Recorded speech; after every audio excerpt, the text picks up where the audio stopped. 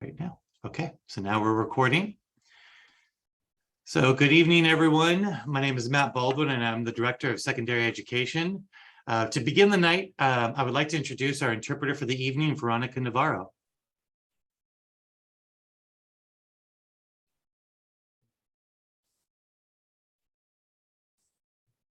If you need translation services, you can hit the interpretation button, but Veronica can add a little more details if she would like. Yes, we can hear you.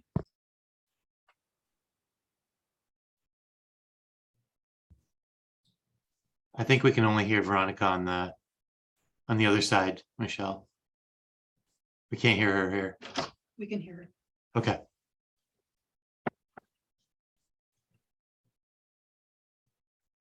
Okay, so I'm going to get started. Thank you, Veronica.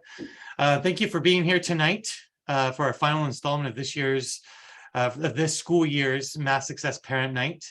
In Santa Clara Unified School District, we have partnered with Silicon Valley Math Initiative to work with teachers and parents in learning about the new California framework for mathematics, which mathematics pathways result in college and career readiness and success, and the best way to support your child's high school mathematics learning pathway. Tonight, we will share new teaching methods used by secondary teachers in mathematics classrooms. These new methods support student engagement in mathematics and promote student problem solving. Students are given interesting tasks, often from real-world situations, and learn mathematics with deeper conceptual understanding. We will share videos of actual classrooms and discussions and discuss the educational research that supports these new teaching methods and strategies. These new methods are aligned with the draft of the new California Mathematics Framework. SCUSD's goal is to create a culture in which all students have access to classes that will prepare them for college and career success. And preparing to address the new framework and changes in college and university mathematics pathways for student admissions, we will be creating a committee in the fall to engage our community on what that could look like for SCUSD. As we go through our event, please utilize the Q&A function to ask us questions that you might have. Without further ado, I would like to hand this off to Mr. David Foster. Thank you, David. Thank you, Matt.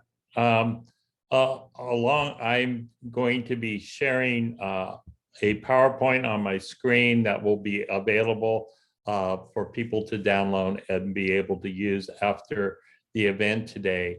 Besides myself, my name is David Foster. I'm from the Silicon Valley Math Initiative, and I have a colleague with me.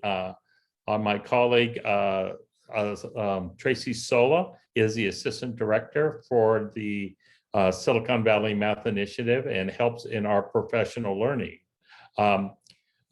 We also have the secondary math coach for Santa Clara Unified School with us, and that is Rachel. The three of us will be working tonight to communicate what's going on in the district in terms of supporting teachers as they shift to make a math learning more engaging and more equitable. As I said, we have been working with a group of teachers from Santa Clara Unified School District that are at the middle and high school levels. We've met on several occasions, and we've focused on what we call mathematically powerful classrooms. And we're going to dive into what a mathematically powerful classroom is and give you some real insights into how shifts in teaching math may be changing. We build on the research from the University of California at Berkeley, and led by Professor Alan Schoenfeld, a leader in math education across the United States. And he and his research team, almost 10 years ago, have started a project of developing and defining what is a mathematically powerful classroom. And when they talk about a mathematically powerful classroom, they talk about 5 dimensions. So most important is the mathematics content itself and making sure that it's rich and connected and aligned to the Common Core standards. The second dimension is higher level thinking, we often call cognitive demand, having kids be able to take real life problems and problem solve and model with mathematics to make sense of the situation and come up with solutions to important problems.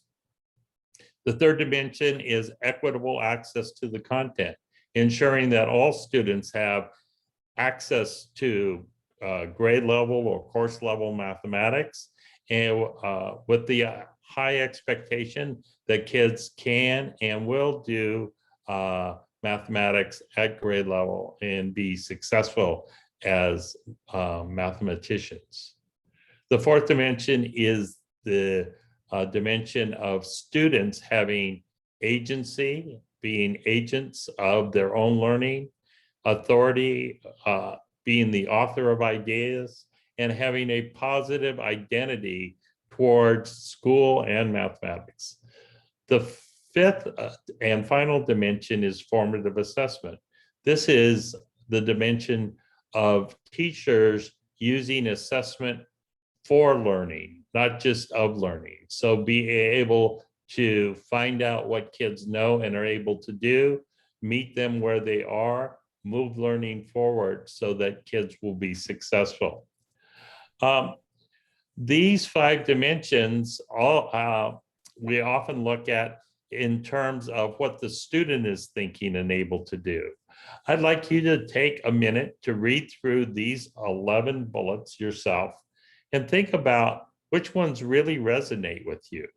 As a former student yourself in a math class and as a parent of students, which ones here do you think really matter? Which ones really resonate with you as you are thinking about being a math student in the classroom?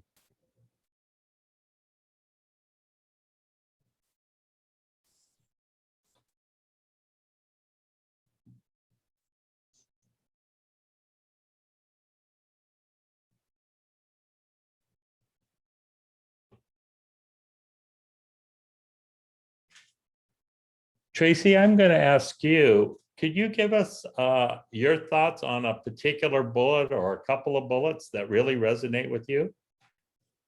Sure. One thing, I spent years and years in middle school classrooms, and that under access to mathematical content, the can I hide or be ignored bullet really resonates with me. I think what I know from being a teacher for a really long time is the students who feel like they know the answer, they're confident they know the answer, and maybe they're extroverted people, they are willing to like speak right up and participate. And the introverts, the ones that aren't sure they have the right answer, the ones that are nervous about sharing an answer in case it might be wrong, those students are trying to hide, they're trying to be ignored. And so that's a large portion of the class, and we're not getting their voice, and we need everybody's voice. So that to me is a very powerful one. Thanks for sharing, Tracy. I'm going to ask Rachel. Rachel, will you share your idea on one of these that might resonate with you?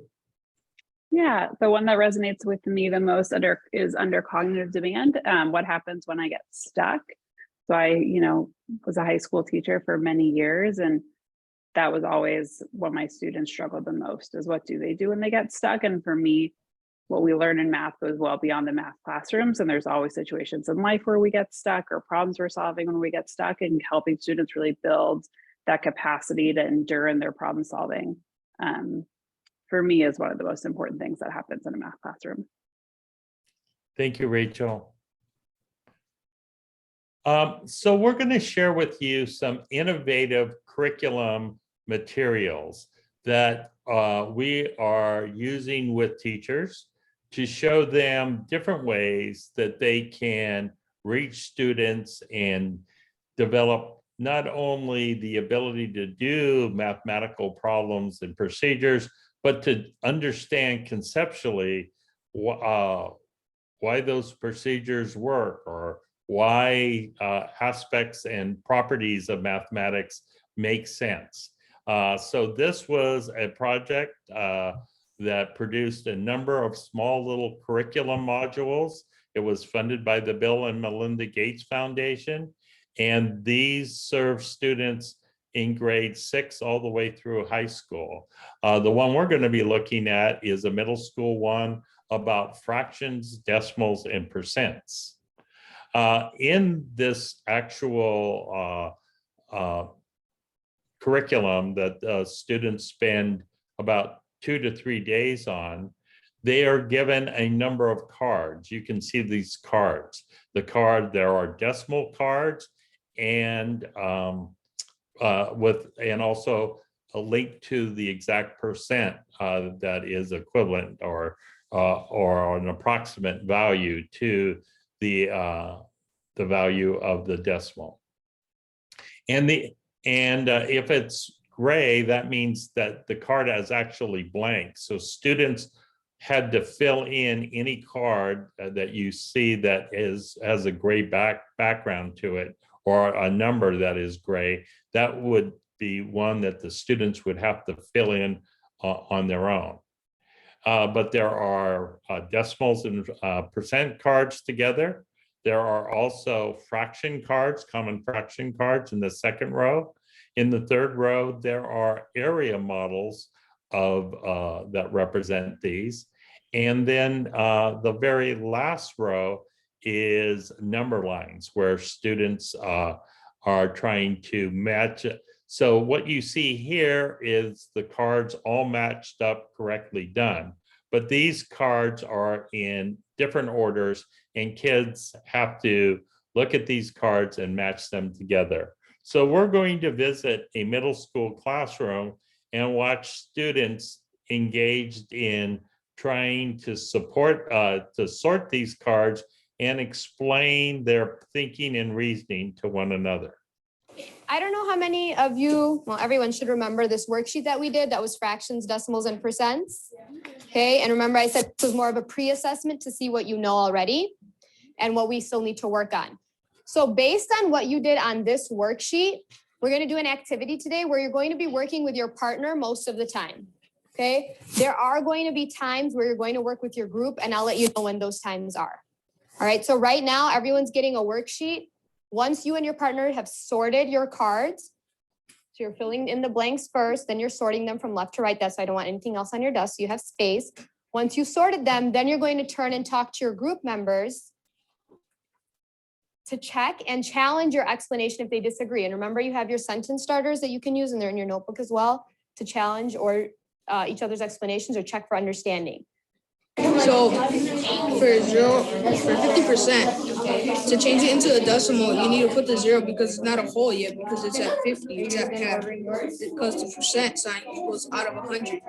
So now the tens place would equal 50 because 10 times 5 equals 50. So now it's a decimal, so it's tens. So and if you wanted to add a 0, it would be a fine. So it could be more easier to understand. It would be a 50. Get it?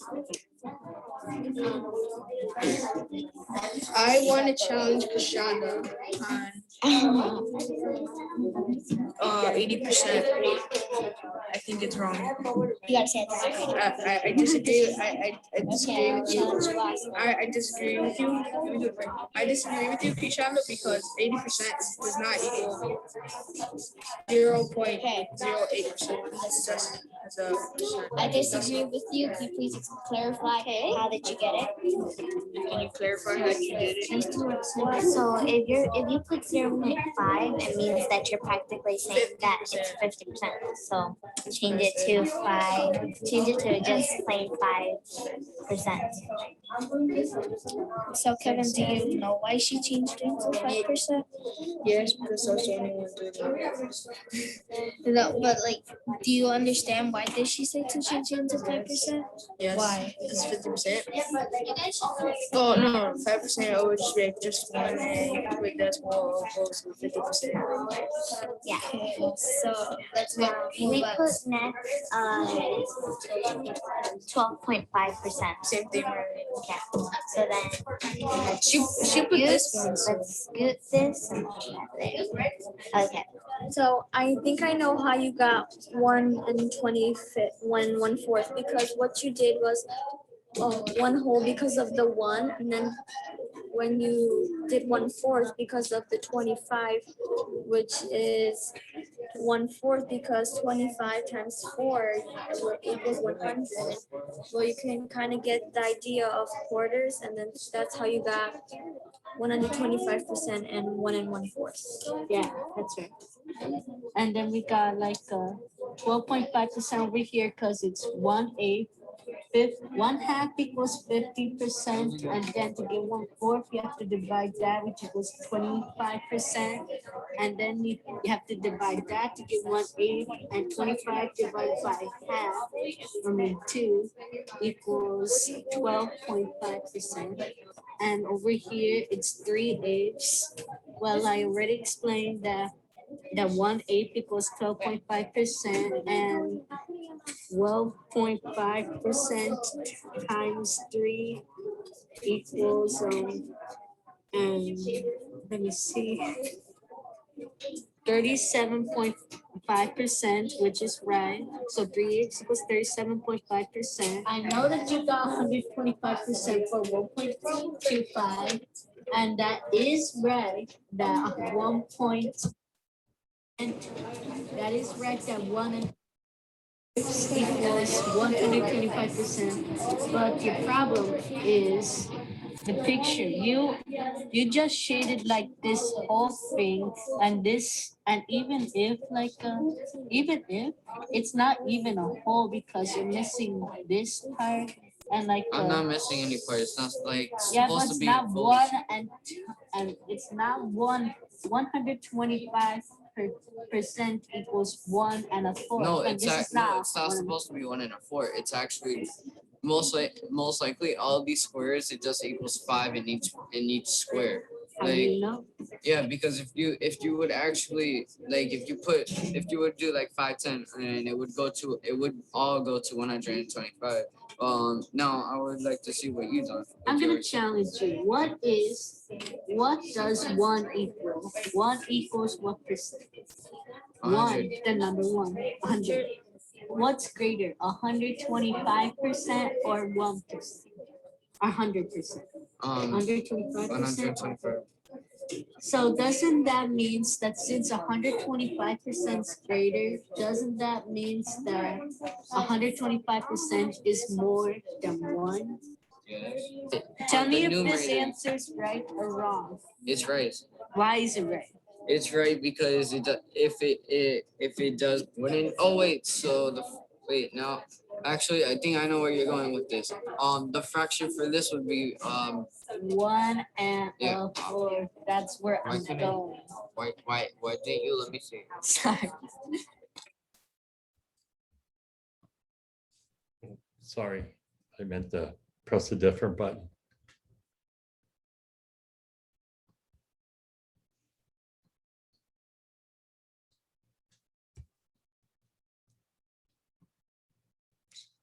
Okay, what I'd like to do right now is ask Tracy to give us thoughts that she has seen, that she saw in the video, and ideas. What important opportunities did students have or not have in the video, and how did the teacher use things like math language routines to support student learning? So I think, one thing that really stands out so strongly to me when I watch this video is the level of independence and cooperation of these students. I mean, they are teaching themselves and teaching each other. And, they're kids, they're being their regular kid selves, but they're doing that in a really mature way in their groups. They're challenging each other. They're disagreeing respectfully. They are listening when somebody else is explaining. And they're raising each other up. And the fact that everybody is participating is extraordinary, because you don't usually see that in math classrooms. Usually you see the handful of kids who are the anointed leaders who usually do all the talking. And in this classroom, it really felt like everybody felt like they had something to contribute, and there was space for them to do that. And I just think about how that's going to spill over into all of their other classes in their life in general. The confidence that these kids have was really extraordinary and amazing. And then how did the teacher use a math language routine? I saw them, I think about the compare and connect math language routine, and I see the kids, they're comparing different representations of number. They're making connections. They're making connections between their different ways of understanding too. And, that's very sophisticated work for these, sixth graders here. A maturity beyond their years. And I just, I'm in awe of that group. Thanks, Tracy. Rachel, will you add some comments and thoughts to what you saw in the video? Yeah, I think I agree with everything Tracy said. The one thing that struck me the most was that no group stopped once they had their right answer. There was continually follow-up questions of, I disagree with you, or can you explain that? Let me explain why I think you're right. Did I explain it correctly? Right, the conversation didn't just stop once they had the matching cards, which we see so often in classrooms, right? The goal wasn't necessarily to find the right answer, but it was to understand the reasoning behind that correct answer. That's what I noticed. Thank you, Rachel.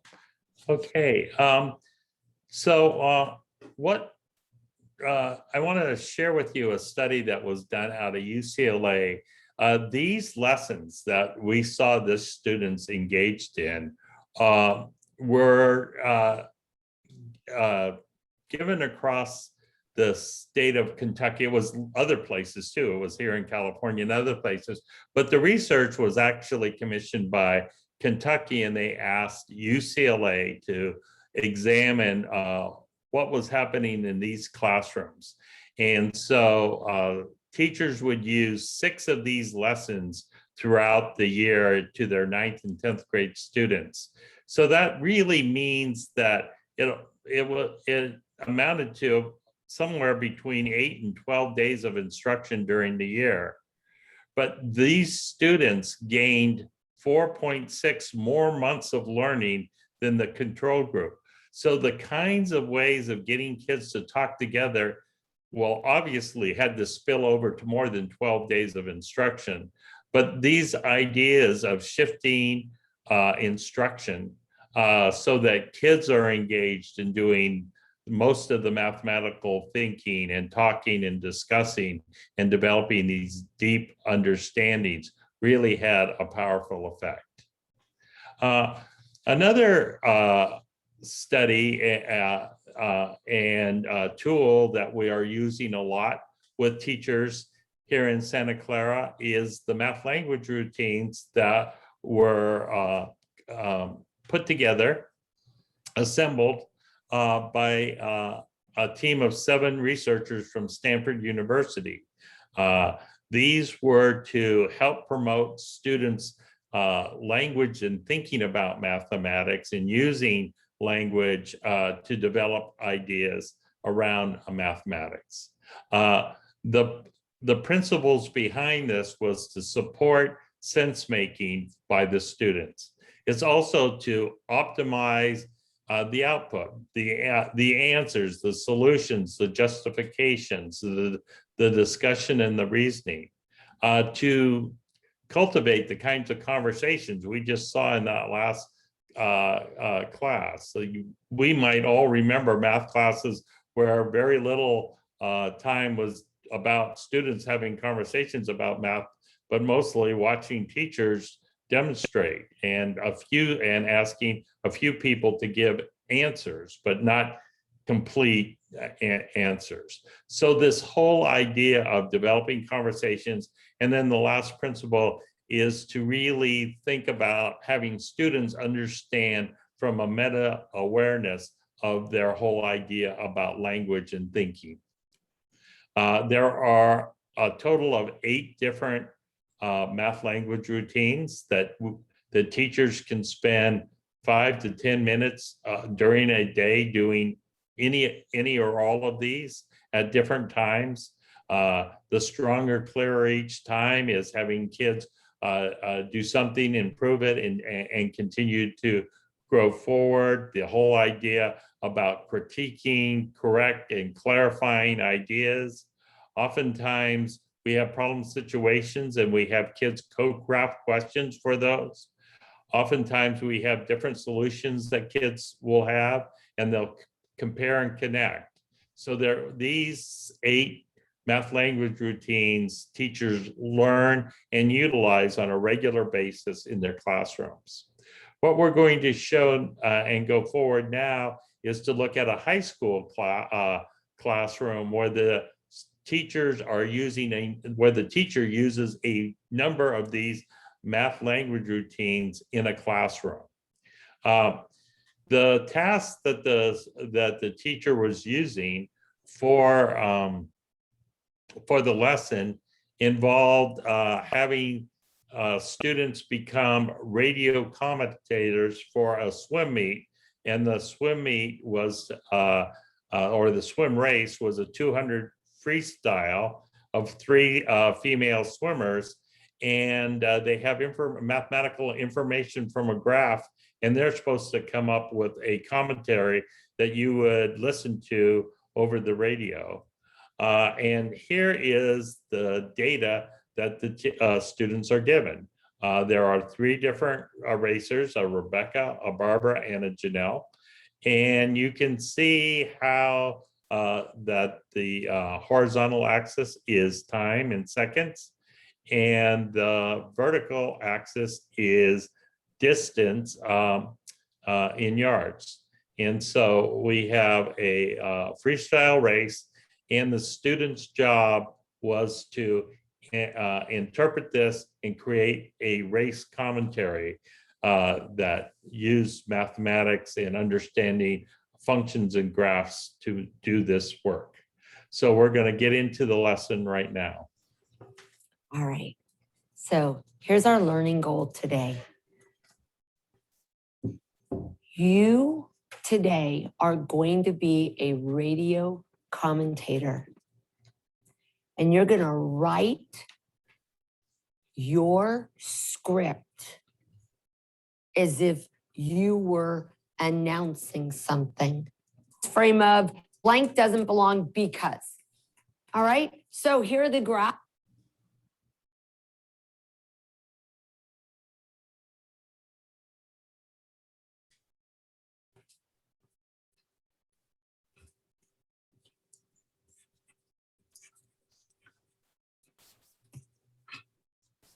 A, B, C, D. All right, so after you place your sticky note, I don't want you to go back to your desk. I want you to kind of stand in the middle of the room so we can see where most responses lie. All right, so go ahead and get up and put your sticky note where you think it doesn't belong. Yes, just kind of stand in the middle of the room so you only need one. So pick the one that you want. All right. And look at where most responses are.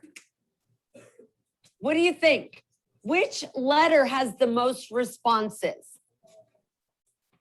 A, B, C, or D? It doesn't belong because it's the only graph that does not have a constant rate of change.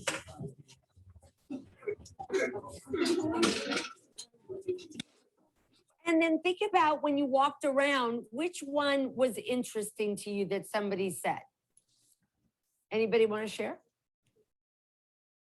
AJ. I picked A because all the other graphs seem to be linear except A. What we're gonna do is we're actually gonna watch a swimming race. And this swimming race, I want you to just listen to the announcers. And there's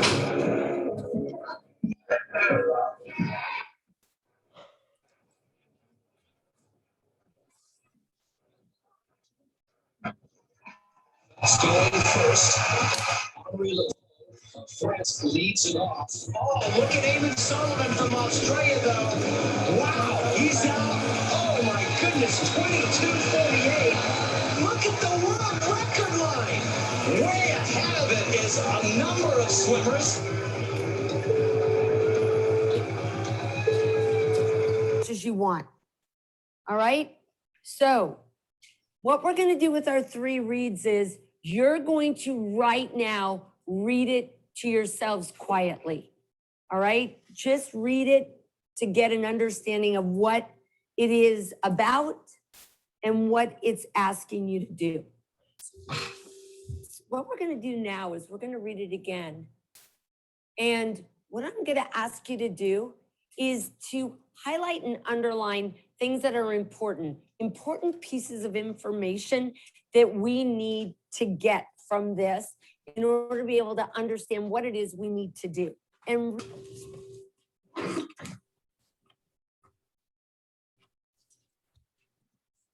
going to ask for a volunteer. Who would like to read this out loud? You want to go for it? Yes, Chris, go for it. Awesome. You are a radio commentator at a swim meet. Your job is to describe to your audience a 200-yard freestyle race between 3 female swimmers. The graph below represents the race. Write a radio commentary describing the race with as much detail as possible, including who is leading and when, who is speeding up, slowing down, or overtaking the other swimmers, and the average speed each other is traveling to at different times during the race. Finally, you need to announce the winner and the other 2 finishers and the final times. Be as interesting and complete as you can be. You have 3 people in a swimming race, and they're racing, and you're the commentator, and you need to describe to your audience like what's happening in as much detail as possible. We're supposed to give as much detail as we can about like what is happening, who takes the lead, who finishes in the lead, and like how fast they're going. Okay.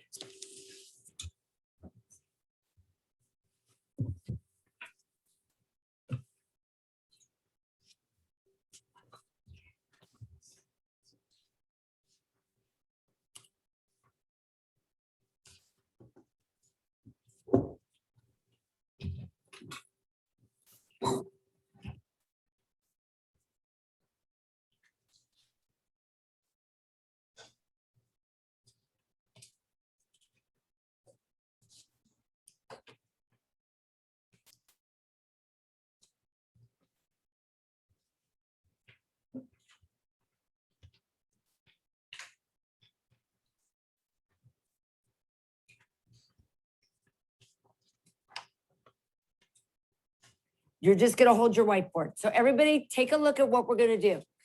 You're going to find somebody else in the room. You're going to carry your whiteboard, and I'm going to have my whiteboard. Haley's going to have her whiteboard. We're both going to give each other a high five. Okay. So Haley, I'm going to go first. I'm going to read my whiteboard. Haley's going to listen to what I've written. She's not going to say anything. She may ask me a question. She's allowed to, like if she doesn't understand something.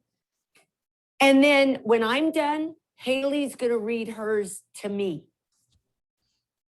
Then you're going to thank each other.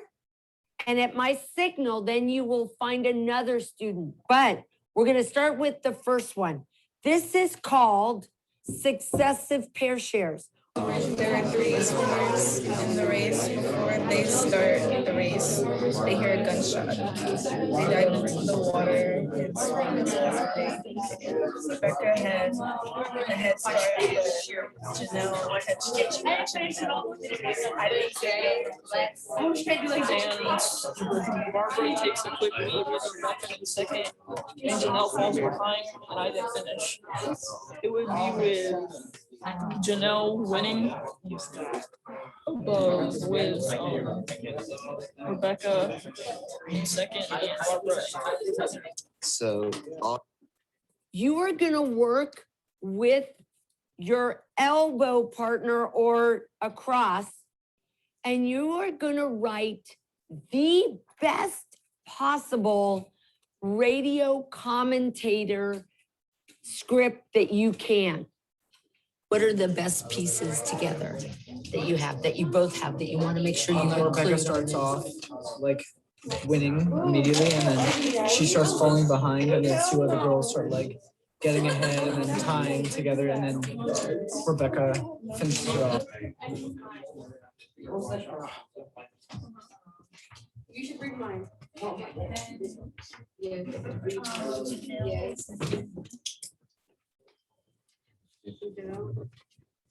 Janelle's quickly first.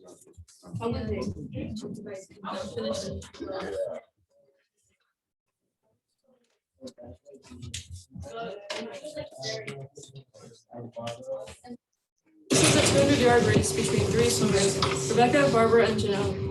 And they're off. Rebecca takes a huge lead right out of the gates. Following her is Barbara, and last is Janelle. Around 48 seconds is when things start to change.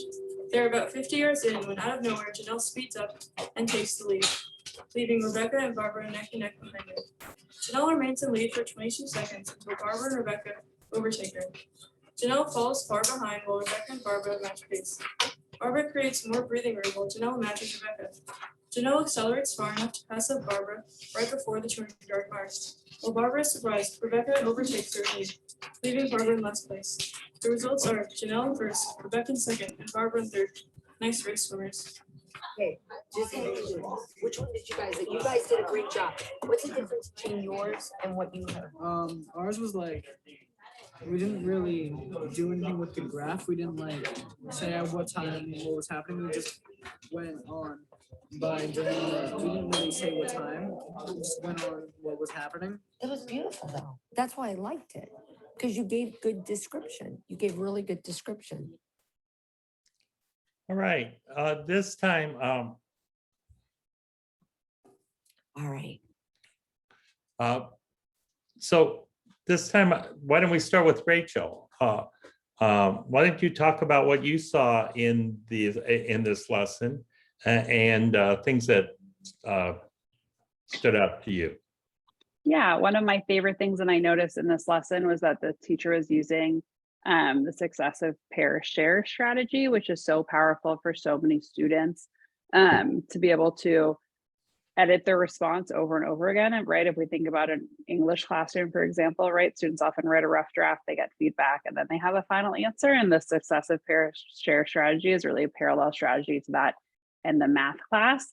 I also appreciated deeply that this teacher took time to have students write out written responses to ensure that they had really deep clarity of what they were talking about. When we ask students to write a response or verbalize the response, it takes an extra layer of cognition versus just having an answer. So those were my noticings. Thanks, Rachel. Tracy, what are your thoughts? So, you know, I think about how artfully the teacher facilitated that lesson. I mean, all through the lesson there, she was continually creating these little micro opportunities for all students to meaningfully participate in the lesson, add information to the lesson, you know, contribute to the overall trajectory of learning in the classroom. I felt like she created this culture where every single student, it felt like, you know, their contribution was important. And students were active learners all throughout. And I feel like there, at no time did I see a student just, really sitting there doing nothing for long periods of time. They all were given really authentic opportunities to contribute and interact with one another and talk and write and create. And that's the kind of classroom where I think students feel like it matters that they're there. Their attendance and participation matters, and their ideas are being used to build knowledge in the classroom. I think that's what stood out to me. Thank you, Tracy. I just wanted to point out in the lesson, the teacher used a number of the math language routines. It started out as a warm-up with what we call a collect and display. Which one doesn't belong? There was 4 different graphs that were shown, and there had to be a reason why that was different. That one would be different than the other 3, and they used a little Post-it notes. They put them up on the board, and they actually talked about each one of those graphs, what they don't belong. So that was a collect and display that they did at the very beginning of the lesson. And then they did a 3-read. A 3-read is a really important way. So often we hear kids say, I'm not any good at word problems. I don't really understand word problems very well. Well, having kids practice the routine of 3 reads where they read it once to get the sense of it, then they read it a second time to focus on all the details that are in the problem, and then they read it a final time to understand what the question is asking and how they can attack that problem. So without changing the problem or making it simpler or having the teacher say, start doing this, which is part of problem solving, is not having somebody tell you, but you figure it out, kids will have access into the problem and be able to do it. As Rachel said, the successive pair share, where kids have done their first draft and then they get up and they go around and they share, is a great way to use that writing process to really improve justifications and explanations in mathematics.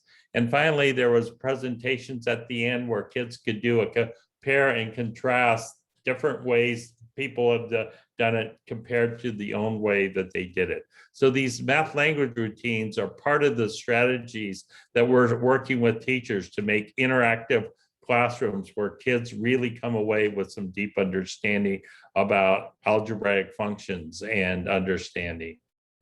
We've been also doing this activity with a neighboring high school. In fact, one of the videos did actually show one of the high schools that we were at and doing this work. And they took on this idea of having a course where all kids were able to do it. They didn't have a track system where there were a certain amount of kids taking Algebra 1 and other kids with a below Algebra 1 course, or had to do a double block course. So kids had to take 2 periods of mathematics to get through Algebra 1. They did away with half of the students were in a single course. You saw one of the classrooms just now in that course, heterogeneous class made up of students who might have, if they were in the traditional old system, they would have been having to take either 2 periods of math to be able to finish Algebra 1, or they would have been in a remedial class and not even learned Algebra 1 that year and had to wait for the others. And then at the end of the year, we compared half of the students who were in that single heterogeneous classroom to the traditional system, and more of the heterogeneous students, a larger percentage of them earned high school credit. A significant more used UC credit.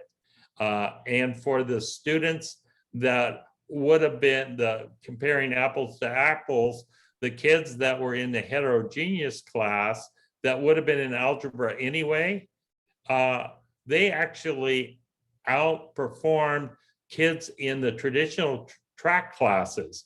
97% receive of the kids in that would have been in an algebra 1 class anyway, but was in the heterogeneous class, actually outperformed the kids in the track class.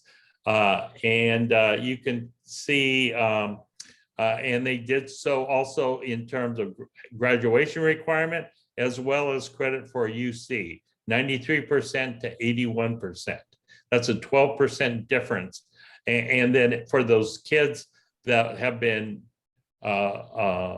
denied Algebra 1 in their 9th grade year before, 39% of those students got college credit, where none, of course, got it in the traditional track. So we know that these methods are very helpful for all kids, the kids that were successful and in the past and not.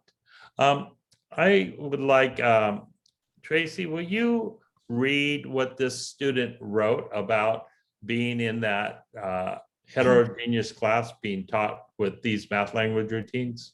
Sure. I would say that teacher's name is one of the greatest math teachers, and that they are lucky to have her because every lesson she teaches is fun and it's always exciting to go to her class. I did okay, I think, because I always participated in class activities and assignments. Some of my favorite moments in class were when we'd have group discussions. To succeed in class, you have to be willing to participate and work with others. And some things you'd want to avoid doing is not doing the work or asking for help, because in the end, all you're doing is hurting yourself. Also, just because the class is fun and entertaining, that doesn't mean you can slack off and do the work when you feel like it. Something I would have done differently is not speaking out. Thank you. Mm-hmm.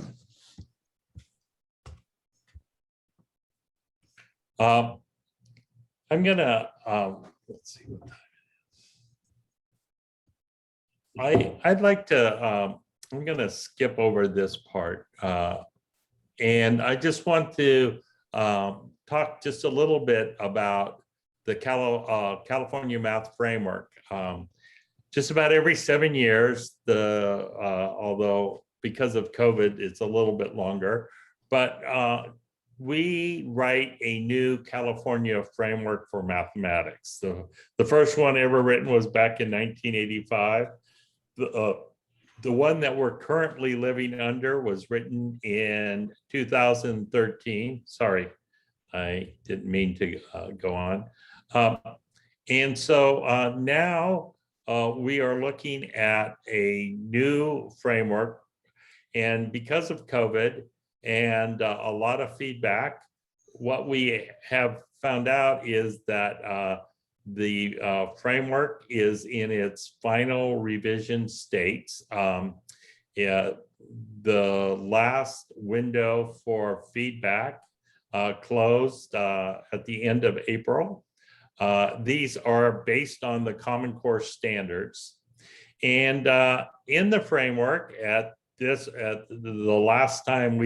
last version we saw was talking about equitable pathways. So, you know, in the past, the only pathway that kids had was a pathway that led to calculus. So you would go through middle school and maybe take 8th grade math or be accelerated into algebra in 8th grade, and then you go on to high school and get to AP calculus your 12th grade year. And there's ways to even speed up and go beyond AP calculus and maybe even to multivariable calculus in some cases. But but not all of us need calculus to be successful in the college and a career that we're going to go to. Actually, we know that data science is the biggest employer of, the jobs that are out there on the market. There was a survey done, and data science was what businesses were looking more for than anything else in mathematics. So giving a alternative pathway where kids could go and take a data science class in their junior year and maybe an AP statistics class in their senior year is something that the framework is, or in its latest draft, is looking at. They've also trying to make mathematics give kids more options, parents and families and students more options about what they take when they get to high school. So you can start off in a traditional sequence of algebra and geometry, and then their junior and senior year, you have a number of different courses that you can opt into and choose. Or some districts have what they call an integrated system where you learn a little bit of algebra, a little bit of geometry, some statistics and probability each year. So you do it, you have all those different topics in Math 1, and then you go on to your second year, your sophomore year, and I have more or additional algebra, additional geometry, additional ideas and functions, and in statistics and so forth. And then your junior and senior year, you can choose from others. And then the new framework is also talking about one where there is more investigation and connecting ideas. And so students could go through those first two courses in their freshman and sophomore year, and then end up with these options to take the mathematics that best suits them for what they want to do after high school, and going on to a college or university of their choice, or going on to a career. So the framework is now in its final revision. The feedback is all in, and the final revisions are being made. And then the framework will go to the State Board of Education as an action item on July 13th and 14th of this summer. And those dates could change if there's a lot of feedback, but that's sort of the working draft right now. So it's highly likely that we will have a new California framework when school starts up in the fall, and that document will be something that Santa Clara Unified will look at closely. It's an advisory document. Nobody's going to force anybody in Santa Clara Unified to do anything that doesn't make sense to them in the Board of Education. But it is an important advisory document. It's a very important document for publishers who are writing textbooks and other curriculum materials. They do, if you're a publisher, you do have to adhere to the stipulations in the California framework, and the state test will follow exactly what is written in that California framework. So even though it's optional for districts, it's not optional for the test developers or the curriculum people. So it is an important document. If you want more information about that, this website will take you to the actual chapters in the latest revision. So yeah, I'll leave that up so that you can look at it and go forward. Any final thoughts? Rachel, do you have any final thoughts for us? Not today. I just want to thank everyone for joining us this evening. I know how busy this time of year can be. Tracy? Likewise, thank you for being here. And, thank you for thinking to a future where all kids have the opportunity to learn. So Matt, I'm going to turn it back over to you and you can close us out. All right. Well, thank you so much for taking us through that. Obviously, this is just the beginning.